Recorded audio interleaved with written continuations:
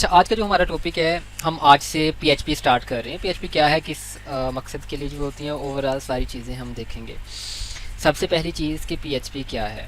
तो पीएचपी, आप पीएचपी यहाँ पे सर्च करेंगे, आपको यहाँ पे मीन की सारी डिटेल दे देगा। थोड़ी सी इसकी डिस्क्रिप्शन पढ़ें, थोड़ा सा इसके मीन के बैकग्राउंड के बारे में देखें, पीएचपी क्या है, किस मकसद के लिए मोस्टली यूज़ करते हैं।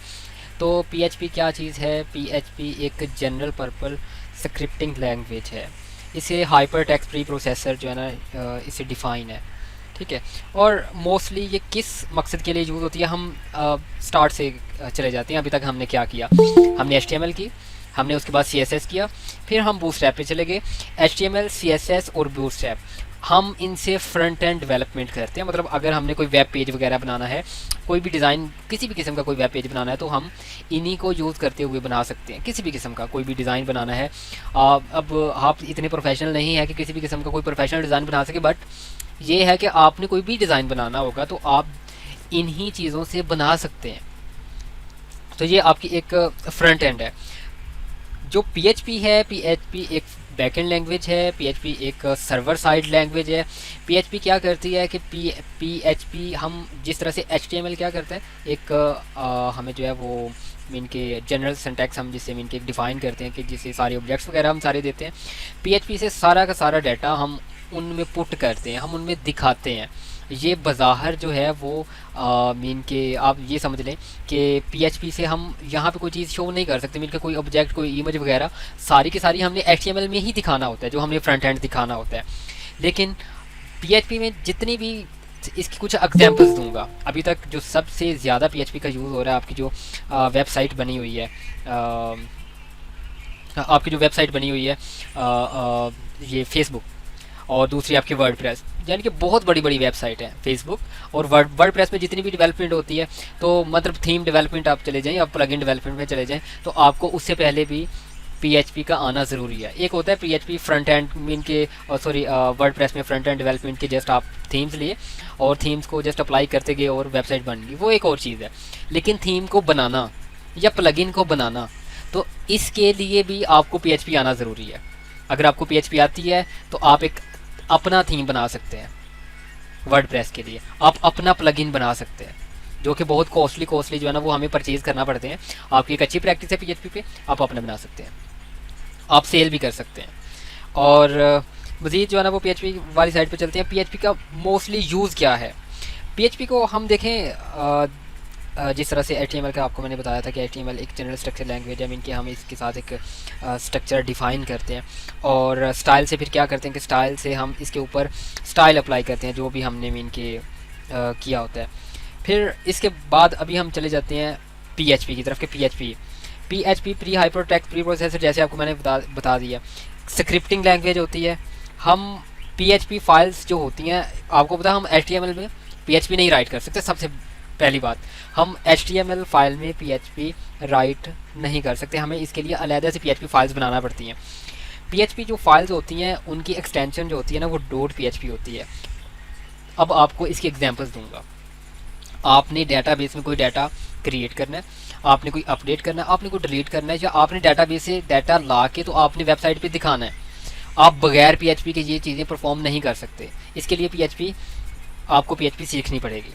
आपने ईमेल सेंड करनी है, आपने कोई आपने ई कॉमर्स वेबसाइट्स देखी होंगी। ई कॉमर्स वेबसाइट्स पे क्या होता है, आप ई कॉमर्स वेबसाइट्स पे जाते हैं और ई कॉमर्स वेबसाइट्स पे जाके तो आप मतलब वहाँ पे कोई भी चीज़ें हैं वो सिलेक्ट करते हैं, कार्ट में आपकी चली जाती हैं, और वहाँ से आप जब परचेज़ करते हैं, परचेज़ करने के बाद आपको वहाँ पे कार्ड की डिटेल एंटर करना पड़ती है। तो वो जो आप एक पेमेंट गेटवे उसमें रखा होता है कि कार्ड की डिटेल आप देंगे तो आपकी एक ट्रांजैक्शन हो जाएगी, हम वो सारा का सारा पीएचपी के थ्रू कर रहे होते हैं। आपने समटाइम जो है ना वो कॉन्टैक्ट अस का फॉर्म कहीं पे देखा होगा कि अब किसी भी पेज में कॉन्टैक्ट अस का फॉर्म, वो सारे के सारे जो ईमेल्स वगैरह वहाँ से सेंड होती हैं सारी पीएचपी से होती हैं। आपने किसी भी किस्म की कोई कैलकुलेशन परफॉर्म करना होती है, सारी के सारी पीएचपी से। आपने कोई फंक्शन परफॉर्म करने हैं, सारे के सारे पीएचपी से परफॉर्म होते हैं। तो मतलब जितनी भी लॉजिकल चीज़ें हैं वो सारी की सारी आपकी पीएचपी से परफॉर्म होती हैं। तो पीएचपी को स्टार्ट करते हैं। सबसे पहली चीज़ आपके पास क्या होनी चाहिए, मतलब अभी हम स्टार्ट करने लगे हैं, लेट्स स्टार्ट। तो सबसे पहली चीज़ हमारे पास क्या होनी चाहिए, हमारे पास जैम्प होना चाहिए। अभी तक जिसने इंस्टॉल नहीं किया वो इंस्टॉल करने, आपने जैम्प राइट करना है। जैम्प राइट करने के बाद आपने फर्स्ट इस पर क्लिक कर लेना, या फिर आप डाउनलोड पे क्लिक कर लें। अगर आपकी 32 बिट है तो फिर आप 32 बिट जो है ना वो आपको ढूंढना पड़ेगा।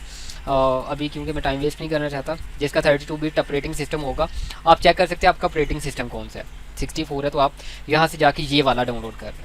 सिंपल सी चीज़ है, आप डाउनलोड पे जाएंगे जहाँ पे आपको विंडोज़ के लिए 3 वर्जन आपको दे रहे हैं, आप जो है ये 8.1.6 ये वाला वर्जन जो है ना वो डाउनलोड कर लें। ठीक है, सिंपल डाउनलोड होगा, सिंपल आपने इंस्टॉल करना है। और इंस्टॉल करने के बाद अभी खैर ये रन है, मैं इसको स्टॉप करके तो इस तरह से कैंसिल कर रहा हूँ। आपने यहाँ पे जैम्प लिखेंगे, इंस्टॉल करने के बाद आप यहाँ पे जैम्प लिखते हैं XAMPP एग्जाम, तो आपके पास ऊपर आएगा जैम्प कंट्रोल पैनल, आपने इस पर डबल क्लिक करना है। मेरे पास एक वीडियो बनी हुई है कि हम ये इंस्टॉल वगैरह किस तरह से करते हैं, तो वो वीडियो मैं आपके साथ शेयर कर दूंगा, तो वो आप वीडियो देख के भी जो है ना वो कर सकते हैं, या फिर मैं आपको गाइड कर दूंगा मीन कि किस तरह से अगर किसी का नहीं हो रहा होगा तो आपने जैम्प ओपन करना है। जैम्प आपका ओपन हुआ, आपने फर्स्ट 2 सर्विसेज जो है ना वो स्टार्ट कर लेनी है। फर्स्ट 2 सर्विसेज कौन कौन सी हैं? एक है आपकी अपाची सर्विस। अपाची सर्वर, जब तक आप अपाची सर्वर ऑन नहीं करेंगे आप PHP फाइल ओपन नहीं कर सकते, तो अपाची सर्वर जो है वो ज़रूरी है PHP के लिए। फिर उसके बाद MySQL भी ज़रूरी है, यानी कि अगर आपने डेटाबेस में डाटा इंसर्ट अपडेट डिलीट कुछ भी करना है डेटाबेस के साथ, तो आपने फिर डेटाबेस के साथ ये वाला सर्वर भी ऑन करना है, आपने फर्स्ट 2 सर्वर। और जब ये ऑन हो जाते हैं तो ये ग्रीन हो जाते हैं। ठीक है, देन आपने क्या करना है, ध्यान में रखना है, मैं मतलब कोई ऐसी चीज़ नहीं बता रहा जिसका समझ में ना आए। आपने जैम्प को यहाँ से डाउनलोड किया, मैंने आपको ये वाला वर्जन बताया, इंस्टॉल किया, फिर आपने यहाँ पे जाके जैम्प कंट्रोल पैनल लिखा और जैम्प कंट्रोल पैनल पे चले गए, आपने फर्स्ट 2 सर्विसेज ऑन कर दी, यहाँ तक क्लियर है। नेक्स्ट आपने क्या करना है, नेक्स्ट आप जाते हैं अपने लोकल DC में, और आपका जैम्प यहाँ पे इंस्टॉल हुआ होगा, मैंने खैर 2 इंस्टॉल किए हुए हैं, आपका एक जैम्प होगा, इसी तरह से एक जैम्प का फोल्डर होगा, आपने इसमें जाना है। फिर इस जैम्प में आपके पास एक फ़ाइल होगी। अच्छा, एक और चीज़, कुछ स्टूडेंट ऐसे होते हैं कि जिनसे ओपन नहीं हो रहा होता, आपकी ये जो जैम्प कंट्रोल पैनल है ये ओपन नहीं हो रहा होता।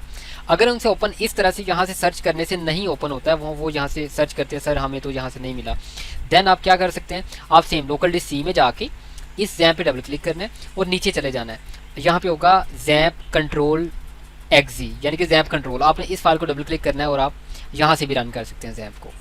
ओके, खैर रन करने के बाद फिर आपने लोकल DC में जाना है, जैम्प में जाना है, और लोकल DC में जाके जैम्प में जाके यहाँ पे एक फ़ोल्डर है htdocs का फ़ोल्डर, इस फोल्डर के अंदर जाना है। इस फोल्डर में आपने कोई भी एक न्यू फोल्डर ले लेना है, जैसे कि मैं यहाँ पे एक न्यू फोल्डर ले रहा हूँ, माई प्रोजेक्ट, एंटर कर रहा हूँ और ये मेरा माई प्रोजेक्ट जो है ना एक फ़ोल्डर बन गया। अब मैं अगर यहाँ पे जाके मैंने वो ओपन करना है अपना प्रोजेक्ट, मैंने प्रोजेक्ट क्या बनाया, मैंने प्रोजेक्ट बनाया है माई प्रोजेक्ट के नेम से, तो मैंने अगर उसे ओपन करना है तो क्या तरीकाकार है, आप यहाँ पे लिखेंगे local host slash my project, enter करेंगे, आपके पास आपका प्रोजेक्ट ओपन हो गया। अभी इस प्रोजेक्ट के अंदर कोई भी फाइल नहीं है, तो फाइल्स क्रिएट करें, कैसे क्रिएट करें, आप सबलाइन में जाएं, आप फाइल पे क्लिक करें, ओपन फोल्डर पे क्लिक करें और वो वाली फाइल जो है ना वो ओपन कर ले। कहाँ पे वो फाइल एग्जिस्ट कर रही है, अगेन आपने लोकल DC में जाना है, आपने क्रिएट कहाँ पे की थी, जैम्प के अंदर, htdocs के अंदर, फिर यहाँ पे एक फ़ाइल क्रिएट की थी, ये माई प्रोजेक्ट, सिंगल क्लिक करना है और सेलेक्ट फोल्डर, आपके पास सबलाइन में ओपन हो गया। अभी इसके अंदर कोई फाइल नहीं है, राइट क्लिक करें, न्यू फाइल, और एक न्यू फाइल index.php,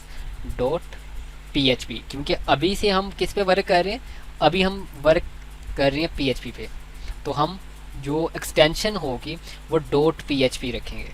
तो इसको कंट्रोल S कर सेव। आपने चेक करना है कि क्या आपकी ये फाइल वर्क कर रही है, तो आप मीन के जैसे index.php इसके अंदर लिखा हुआ है, तो आप बेशक यही रहने दें और आप इसको जब रीलोड करेंगे तो आपके पास यहाँ पे index.php।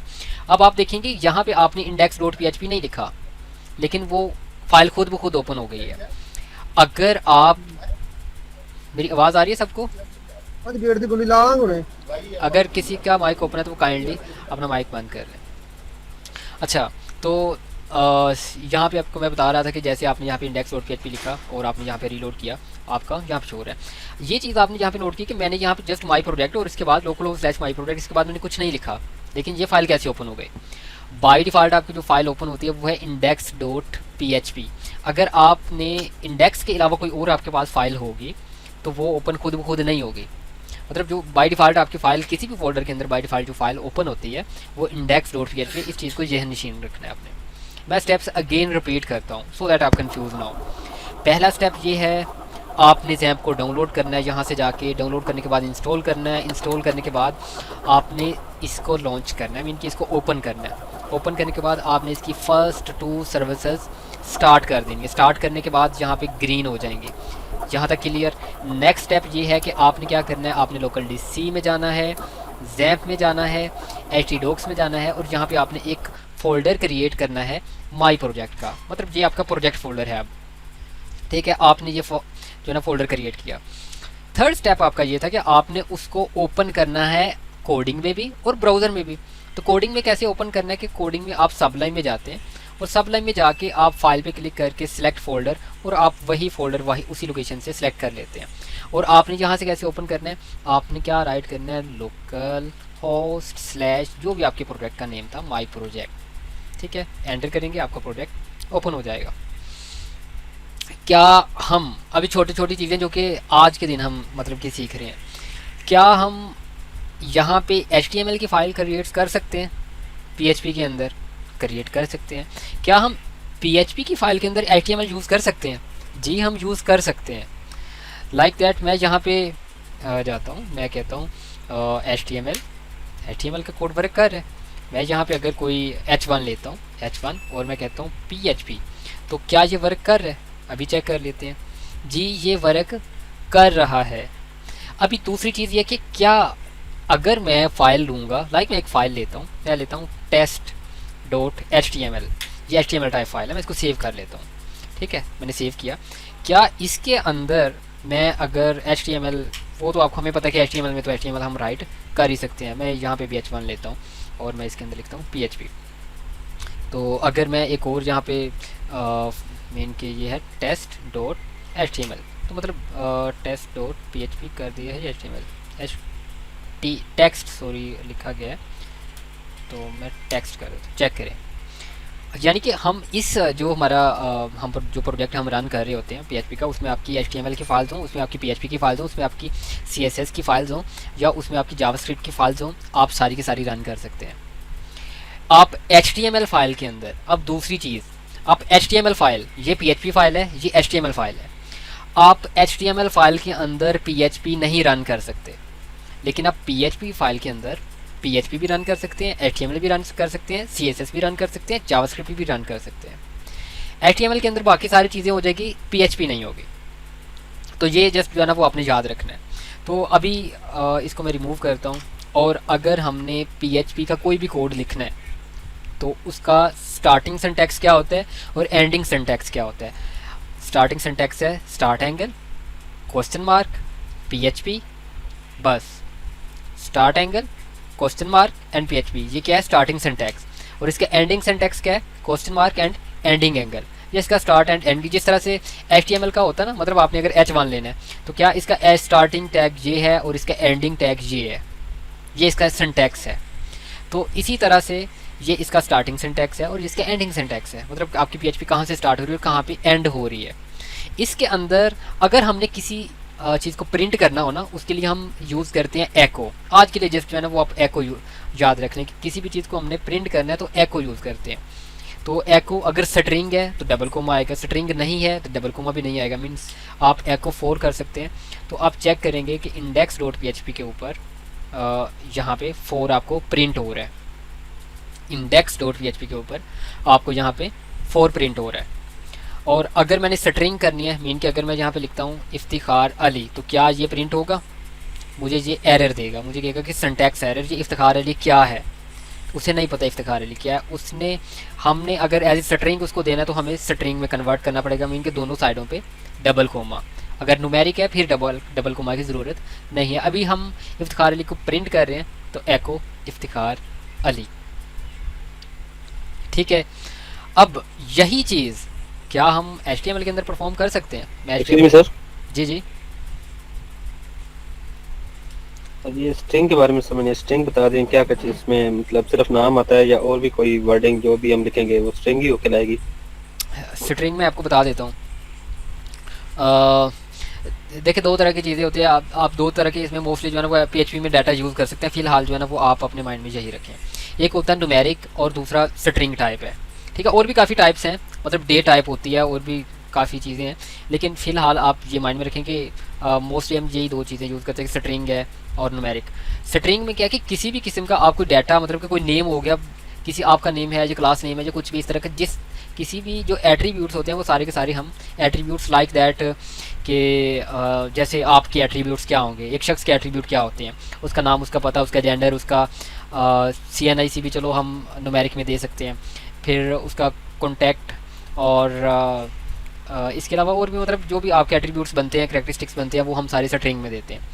आपने अगर कोई इसके ऊपर न्यूमेरिक के ऊपर कोई फंक्शन परफॉर्म करना है, लाइक मैं 4 कहता हूँ, ठीक है, एको 4, तो वो 4 प्रिंट हो रहा है। मैं अगर इसको किसी वेरिएबल में मैंने 4+4 करता हूँ, 4+4 करता हूँ, तो चेक करें मेरे पास 8 आएगा, यहाँ पे उसने सम कर दिया। लेकिन अगर मैंने इसको स्ट्रिंग में रखा होगा इस तरह से, ठीक है, तो अच्छा अगर तो मैंने स्ट्रिंग में रखा है, ये ये स्ट्रिंग इस तरह से होगा, सॉरी 4+4, अगर तो मैंने 4+4 को स्ट्रिंग में रखा है तो चेक करिए 4+4 ही मुझे दिखाएगा, वो जमा नहीं मुझे करके दे रहा। तो स्ट्रिंग क्या करता है कि आपकी जो भी वैल्यू होती है आपको सेम टू सेम वैसी की वैसे ही दे देता है। आपकी स्ट्रिंग में जो भी स्टोर होगा, आपकी डेट स्टोर हुई है, डेट भी आपको वैसी की वैसे दे देगा। आपके मतलब कि वो फंक्शन वगैरह परफॉर्म नहीं करेगा अगर आप आपकी स्ट्रिंग में होगी। तो इसलिए डेट को हम डेट टाइप में रखते हैं, न्यूमेरिक को हम न्यूमेरिक टाइप में रखते हैं, स्ट्रिंग को हम स्ट्रिंग टाइप में रखते हैं। ये डाटा टाइप्स हैं, ये हम कल इस बारे में ज़रूर देखेंगे कि डाटा टाइप्स क्या कौन कौन सी होती हैं, इसके बारे में कल टॉपिक आ रहा है। अब दूसरा सवाल ये था कि क्या मैं पीएचपी को HTML फॉर्म के अंदर ये, अच्छा ये HTML पेज है, क्या मैं इसको यहाँ पे मैं रन कर सकता हूँ? चेक कर लेते हैं। मैं यहाँ पे text.html अगर मैं करता हूँ तो PHP आ रहा है, लेकिन ये एको नहीं हो रहा है इफ्तिखार अली। क्यों, इसकी क्या वजह थी? मैंने आपको बताया था कि जो HTML टाइप की फ़ाइल होगी उसमें PHP वर्क नहीं करती। तो अभी आपको समझ आ गया होगा कि PHP टाइप फाइल रन करने के लिए आपको जैम्प की ज़रूरत पड़ेगी, और जैम्प आपका रन होगा फिर ही आप ये फ़ाइल जो है ना वो ओपन कर सकते हैं। ठीक है, यहाँ तक अगर किसी का कोई सवाल है ना, क्योंकि सारे अभी हम वर्क इसलिए नहीं स्टार्ट कर रहे, आप सब कल तक मुझे जैम्प आपका रन चाहिए। किसी का भी कोई इशू होता है मुझे वो बताएं, और जिसका अभी तक जैम्प रन नहीं है वो काइंडली अपना जैम्प वगैरह सारा सेट वेट कर ले। ठीक है, कल से हम PHP के बड़ी डिटेल के साथ जो है ना वो क्लासेस लेंगे, क्योंकि आपका प्रोजेक्ट जो है वो आपका सारा PHP में है, हमें PHP पे फोकस करना पड़ेगा। आपकी HTML CSS बूटस्ट्रैप थोड़ी वीक है, कोई इशू नहीं है, आपकी PHP थोड़ी सी स्ट्रॉन्ग होनी चाहिए। PHP में से ही आपके क्वेश्चन होने हैं वाइवा से, और यही आपकी जो है ना वो थोड़ी सी स्ट्रॉन्ग होनी चाहिए। अगर आप स्टार्ट से स्ट्रॉन्ग रखते हैं तो मैं आपको यकीन से कह सकता हूँ कि आप अपना प्रोजेक्ट खुद भी बना सकते हैं लास्ट पे।